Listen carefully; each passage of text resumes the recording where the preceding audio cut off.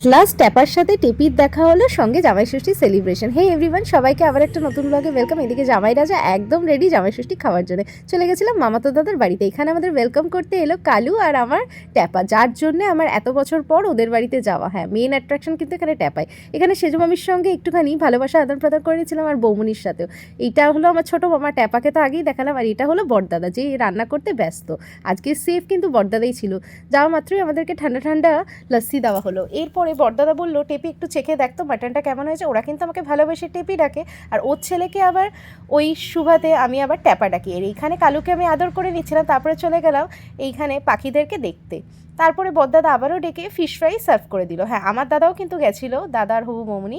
তো fish fry খেয়ে নিলাম, যেটা খেতে তো অসাধারণ। তারপর সুন্দর করে সাজিয়ে খেতে দিয়েছে, দেখেছো?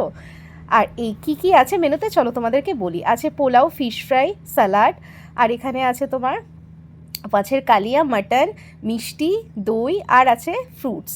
তো এখানে তো জমিয়ে খাওয়া দাওয়া করলাম। আর আমার বড়দাদা ভীষণ ভালো রান্না করে, তবে মাছটা করেছে সেজো মামি, আর সেজো মামিও খুব ভালো রান্না করে।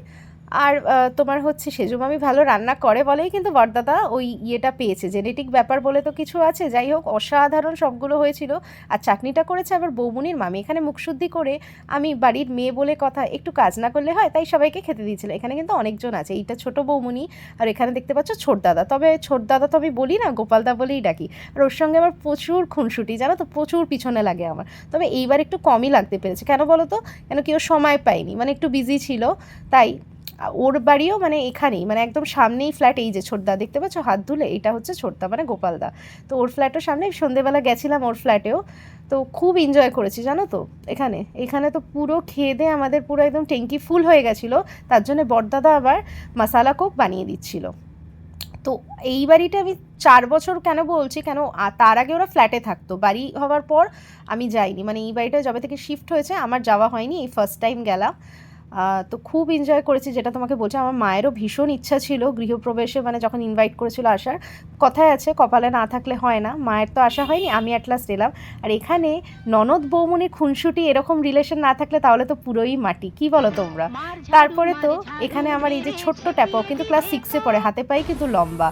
ছেলে বলো আর ছোটদার মেয়ে বলো, দুজনেই কিন্তু লম্বা চড়া। কে বলবে বলো? পিসি ভাইপোর রিলেশন দেখে মনে হবে ভাই বোন, মানে দিদি ভাই।